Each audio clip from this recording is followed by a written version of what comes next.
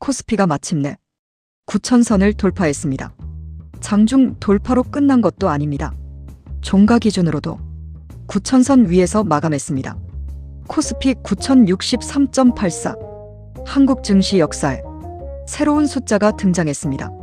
하지만 오늘 영상에서는 축하만 하지 않겠습니다.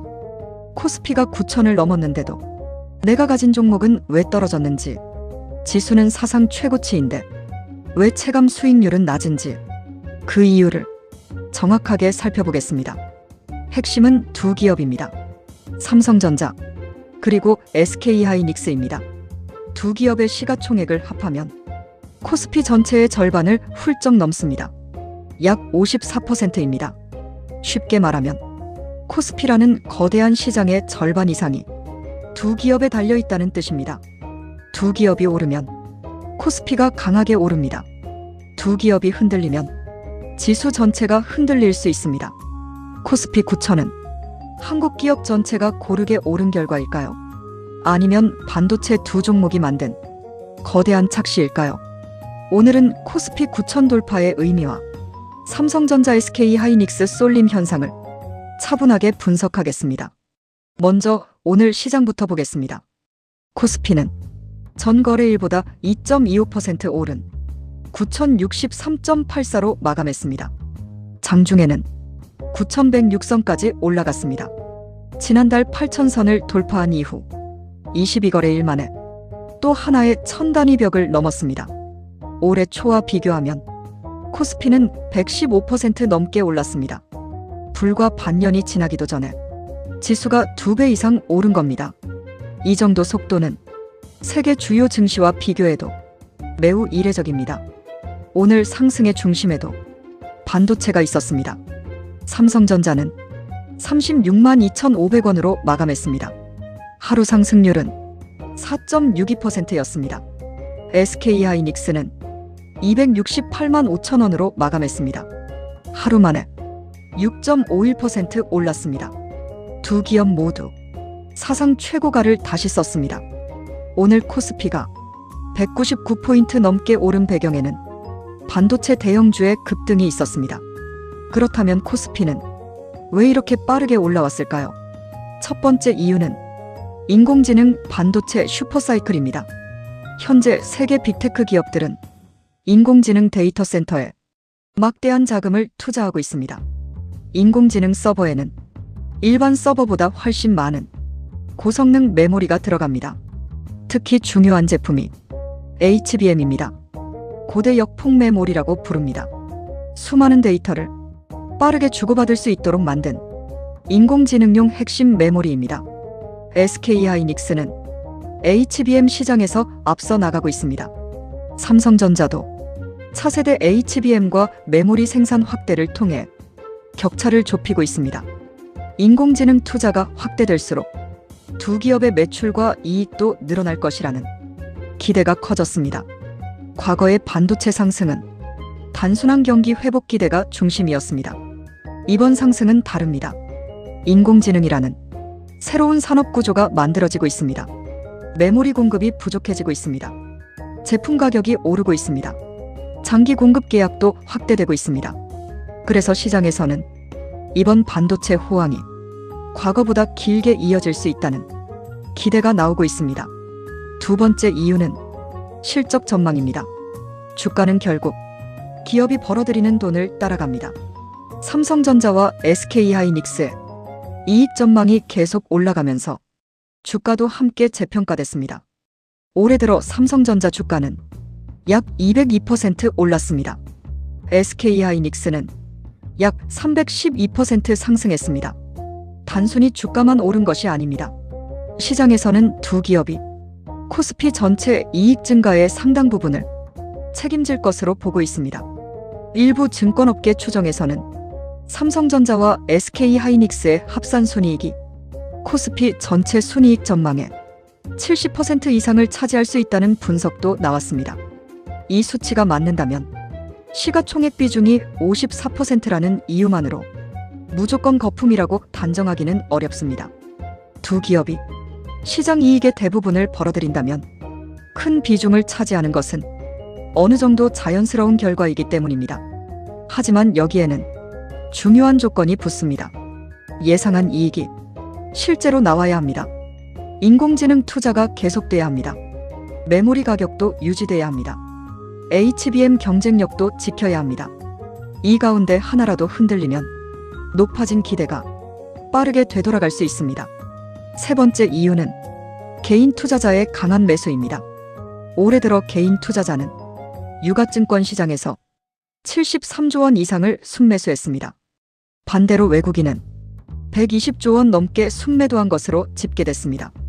과거 코스피 상승장은 외국인이 주도하는 경우가 많았습니다. 이번에는 양상이 다릅니다. 국내 개인과 기관의 자금이 시장을 강하게 떠받치고 있습니다. 부동산에 몰렸던 자금 일부가 주식시장으로 이동했다는 분석도 나옵니다. 삼성전자와 SK하이닉스처럼 규모가 크고 익숙한 기업에 개인 자금이 집중됐습니다. 상장지수 펀드 자금도 반도체 대형주로 들어왔습니다. 지난달에는 삼성전자와 SK하이닉스를 기초자산으로 하는 단일 종목 레버리지 상품까지 출시됐습니다. 주가가 오르니 더 많은 자금이 들어옵니다. 자금이 들어오니 주가가 다시 오릅니다. 주가가 더 오르면 지수 내 비중도 커집니다. 비중이 커지면 지수를 추종하는 자금이 또다시 두 종목을 사게 됩니다. 이런 순환 구조가 쏠림을 더욱 강화하고 있습니다. 네 번째 이유는 한국 증시의 재평가입니다. 한국 증시는 오랫동안 기업 가치에 비해 주가가 낮다는 코리아 디스카운트 문제를 안고 있었습니다. 낮은 주주환원, 불투명한 지배구조, 낮은 배당, 복잡한 기업 집단 구조, 이런 문제가 한국 기업의 가치를 낮췄다는 지적이 있었습니다. 최근에는 자사주 소각과 배당 확대, 지배구조 개선, 기업 가치 제고 정책에 대한 기대가 증시 상승에 힘을 보탰습니다. 반도체 실적이 개선되는 가운데 한국 증시 전체의 평가 수준도 올라간 것입니다. 다섯 번째 이유는 대외 위험 완화입니다. 최근 시장을 흔들었던 중동의 군사적 긴장이 일부 완화됐습니다. 국제유가 급등 우려도 진정되는 모습을 보였습니다. 미국 기준금리와 관련해서는 불확실성이 남아 있습니다. 하지만 국내 반도체 실적에 대한 기대가 금리 부담을 압도했습니다. 결국 오늘 시장은 미국 증시의 약세보다 한국 반도체의 실적을 더 크게 본 겁니다. 여기까지만 보면 코스피 9천은 분명한 경제적 성과처럼 보입니다. 하지만 시장 내부를 보면 다른 장면이 나타납니다. 첫 번째 문제는 두 종목의 시가총액 비중입니다. 삼성전자 비중은 약 28.6%입니다. SK하이닉스 비중은 약 25.8%입니다. 합하면 약 54.4%입니다. 코스피에 투자한다고 생각했는데 실제로는 투자금의 절반 이상이 두 반도체 기업에 연결되는 구조입니다. 예를 들어 코스피 지수를 추종하는 상품에 1,000만 원을 투자했다고 가정해 보겠습니다. 단순 비중으로 계산하면 약 544만 원이 삼성전자와 SK하이닉스에 노출된 셈입니다. 겉으로는 시장 전체에 투자했지만 실제로는 반도체 두 종목의 영향을 매우 크게 받게 됩니다. 이런 구조에서는 분산 투자의 효과가 약해집니다. 두 번째 문제는 지수와 개별 종목의 괴리입니다. 코스피는 사상 최고치를 기록했습니다. 그런데 시장에서 모든 종목이 오른 것은 아닙니다. 지난달 코스피 종목 가운데 상승한 종목은 약 12%에 불과했습니다. 반면 약 86%는 하락했습니다. 이달 들어 상승 종목이 조금 늘었지만 여전히 하락한 종목이 훨씬 많았습니다. 이것이 바로 지수는 오르는데 내 계좌는 떨어지는 이유입니다. 삼성전자와 SK하이닉스의 상승폭이 크면 수백 개 종목이 떨어져도 코스피는 오를 수 있습니다. 그래서 지수만 보고 시장 전체가 좋다고 판단하면 안 됩니다. 지수의 높이와 시장의 체력은 다른 문제입니다. 건강한 상승장에서는 상승세가 여러 업종으로 퍼집니다. 반도체가 먼저 오릅니다. 그 다음 자동차가 오릅니다. 금융과 조선이 움직입니다. 소비재와 바이오도 따라갑니다. 중소형주에도 자금이 퍼집니다. 이런 업종 순환이 나타나야 시장 전체가 건강해집니다. 하지만 현재는 돈이 반도체 대형주에 지나치게 집중돼 있습니다. 세 번째 문제는 코스닥과의 차이입니다. 코스피가 9,000선을 돌파한 날, 코스닥은 3% 넘게 하락했습니다. 코스피는 올해 들어 2배 이상 올랐습니다. 반면 코스닥의 상승률은 한 자릿수에 머물고 있습니다. 대형 반도체 기업을 보유한 투자자와 코스닥 중소형주를 보유한 투자자의 체감 수익률이 완전히 달라진 겁니다. 한국 증시가 오른 것이 아니라 삼성전자와 SK하이닉스가 올랐다는 말이 나오는 이유입니다. 네 번째 문제는 변동성입니다. 쏠림이 심한 시장은 오를 때 빠르게 오릅니다. 하지만 하락할 때도 빠르게 떨어집니다. 최근 코스피는 하루 사이 5% 넘게 급락하기도 했습니다. 상승과 하락 과정에서 매수매도 사이드카도 반복해서 발동했습니다.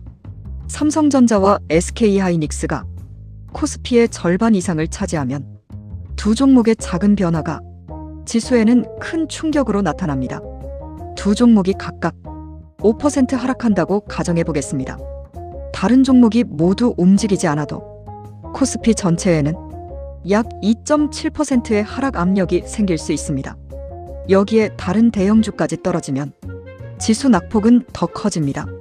쏠림은 상승 속도를 높이지만 하락 충격도 증폭시킵니다. 다섯 번째 문제는 인공지능 투자 의존도입니다. 현재 반도체 상승의 핵심은 글로벌 빅테크의 인공지능 투자입니다. 미국의 대형 기술 기업들이 데이터 센터를 계속 짓고 인공지능 가속기를 계속 구매하며 HBM 수요를 늘려야 현재의 실적 전망도 유지됩니다. 그런데 빅테크 기업들이 투자 속도를 조절하기 시작하면 상황은 달라질 수 있습니다. 데이터 센터 수익성이 낮아진다거나 전력 공급 문제가 커진다거나 인공지능 서비스의 수익화가 늦어진다면 투자 계획이 줄어들 수 있습니다. HBM 주문이 줄면 메모리 가격도 영향을 받습니다. 결국 삼성전자와 SK하이닉스의 주가가 흔들리고 코스피 전체가 동시에 영향을 받을 수 있습니다. 여섯 번째 문제는 기대가 너무 빨리 올라갔다는 점입니다.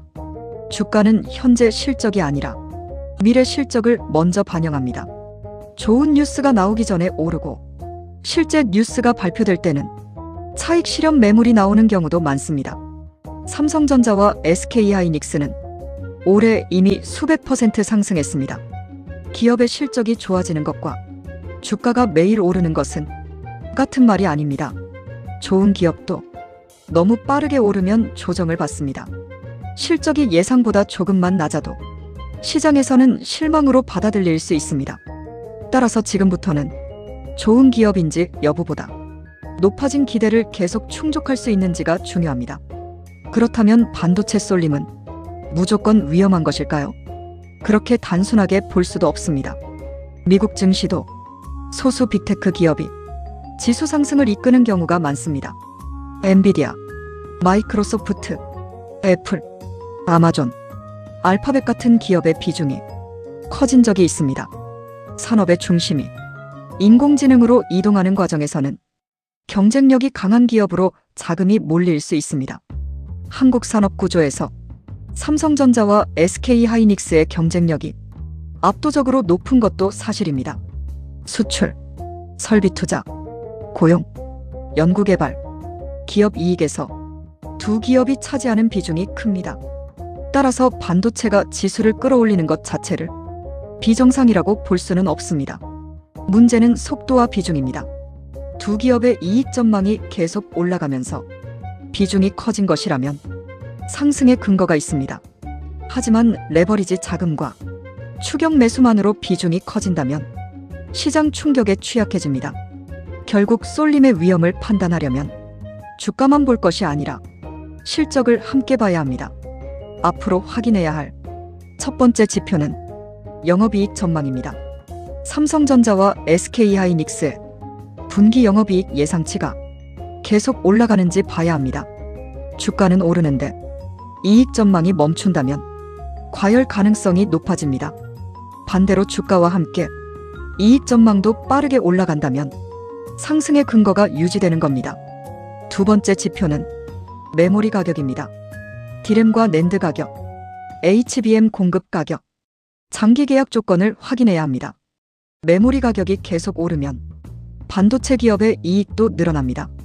하지만 공급이 급격히 증가하거나 고객사의 주문이 줄면 가격 상승세가 꺾일 수 있습니다. 세 번째 지표는 글로벌 빅테크의 설비 투자입니다. 엔비디아의 매출만 볼 것이 아닙니다. 마이크로소프트와 아마존, 구글과 메타의 데이터 센터 투자 계획도 중요합니다. 이 기업들이 투자를 계속 늘리는지가 한국 반도체 수요를 결정합니다. 네 번째 지표는 외국인 수급입니다. 현재까지 이번 상승장은 개인과 기관이 상당 부분 이끌었습니다. 외국인이 다시 대규모 매수로 돌아온다면 상승세가 더 강해질 수 있습니다. 반대로 외국인이 계속 매도하는 가운데 개인 자금만으로 지수를 떠받친다면 수급 부담이 커질 수 있습니다. 다섯 번째 지표는 상승 종목의 숫자입니다. 코스피가 오르는 날 상승 종목이 몇 개인지 봐야 합니다. 삼성전자와 SK하이닉스만 오르는지, 자동차와 금융, 조선과 방산, 바이오와 소비재까지 상승세가 퍼지는지 확인해야 합니다. 상승 종목이 늘어나면 시장이 건강해지고 있다는 신호입니다. 지수는 오르는데 하락 종목이 계속 많다면 쏠림은 더 심해지고 있다는 뜻입니다. 여섯 번째 지표는 코스닥입니다. 코스닥이 계속 소외된다면 대형주와 중소형주의 양극화가 고착될 수 있습니다. 반대로 코스닥이 회복하고 중소형 성장주로 자금이 이동한다면 시장 전체의 체력이 좋아질 수 있습니다. 그렇다면 앞으로 코스피는 어떻게 움직일까요? 첫 번째 시나리오는 반도체주도 상승이 계속되는 경우입니다.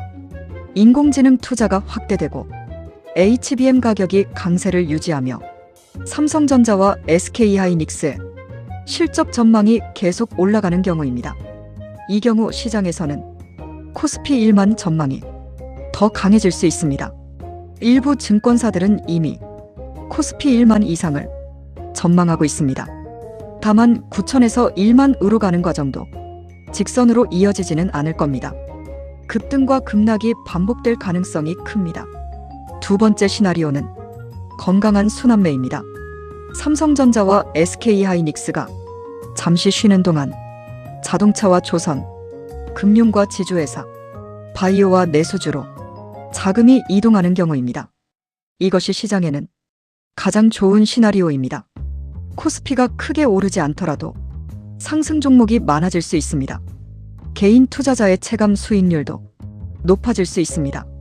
두 종목에 집중된 위험도 줄어듭니다. 세 번째 시나리오는 반도체 실적 기대가 흔들리는 경우입니다.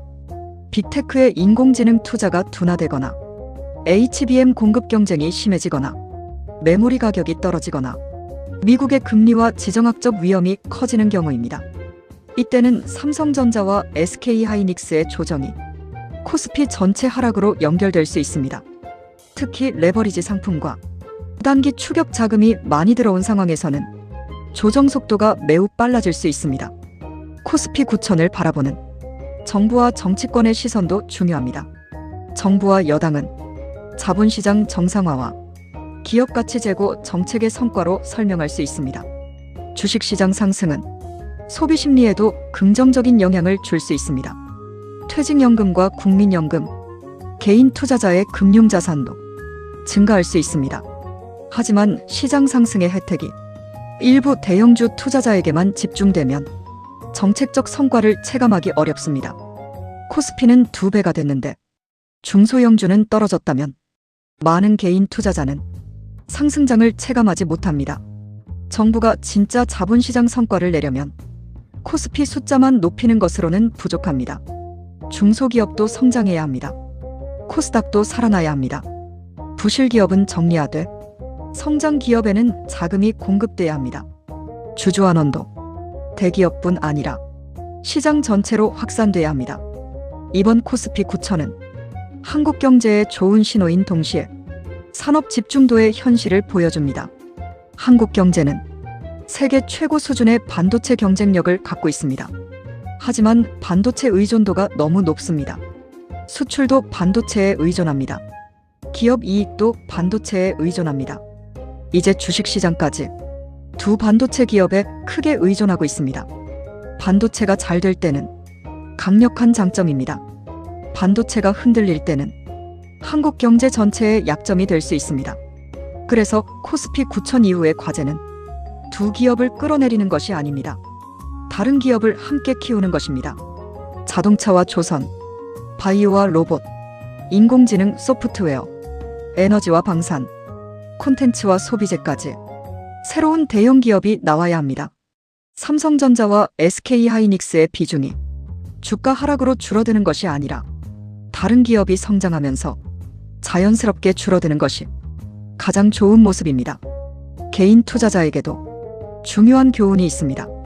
첫째, 지수가 올랐다고 모든 종목이 오르는 것은 아닙니다. 둘째, 코스피 지수 상품에 투자해도 삼성전자와 SK하이닉스 비중이 매우 높다는 점을 알아야 합니다. 셋째, 최근 많이 오른 종목이라는 이유만으로 수익을 보장받을 수는 없습니다. 넷째, 실적과 주가 상승 속도를 함께 비교해야 합니다. 다섯째, 레버리지 상품은 상승할 때 수익이 커지지만 하락할 때 손실도 빠르게 확대됩니다. 특히 은퇴를 준비하는 50대와 60대 투자자는 수익률보다 위험 관리가 더 중요합니다. 생활비와 노후 자금을 단기 급등 종목에 과도하게 집중하면 시장 조정 때 큰 어려움을 겪을 수 있습니다. 좋은 기업을 선택하는 것과 한 기업에 모든 자금을 넣는 것은 전혀 다른 문제입니다. 오늘의 핵심을 정리하겠습니다. 코스피는 2026년 6월 18일 사상 처음으로 9,000선을 돌파했습니다. 종가는 9,063.84였습니다. 삼성전자는 36만 2,500원, SK하이닉스는 268만 5천원으로 마감했습니다. 두 기업은 코스피 전체 시가총액을 약 54.4%를 차지하고 있습니다. 코스피 9천의 가장 큰 동력은 인공지능, 반도체와 HBM, 강한 실적 전망, 개인과 기관의 매수, 기업 가치 재평가였습니다. 하지만 위험도 분명합니다. 시장 자금이 두 종목에 지나치게 집중됐습니다. 코스피와 코스닥의 격차도 커졌습니다. 지수와 개별 종목의 체감 수익률도 완전히 달라졌습니다. 앞으로 중요한 것은 코스피가 1만 을 가느냐만이 아닙니다. 반도체 기업의 이익이 현재 기대를 충족할 수 있느냐, 상승세가 다른 업종으로 확산될 수 있느냐, 두 기업이 흔들릴 때 시장 전체가 버틸 수 있느냐가 중요합니다. 코스피 9천은 분명 축하할 만한 기록입니다. 하지만 숫자가 높아졌다고 해서 시장이 무조건 안전해진 것은 아닙니다. 지수가 높을수록 기대도 높아집니다. 기대가 높을수록 실망의 충격도 커집니다. 지금 필요한 것은 무조건적인 낙관도 아닙니다. 무조건적인 비관도 아닙니다. 실적과 수급, 시장 내부의 상승 종목 수, 반도체 이외 업종의 움직임을 함께 살펴보는 냉정함입니다. 코스피 9천은 한국 증시의 종착점이 아닙니다. 반도체 두 기업에 의존한 시장에서 더 넓고 건강한 시장으로 갈 수 있는지를 판단하는 새로운 출발점입니다. 여러분은 어떻게 보십니까? 삼성전자와 SK하이닉스가 이끄는 코스피 9천은 실적이 뒷받침된 정당한 상승일까요? 아니면 두 종목에 지나치게 의존한 불안한 최고점일까요? 댓글로 여러분의 의견을 남겨주십시오. 오늘 영상이 도움이 되셨다면 구독과 좋아요 부탁드립니다.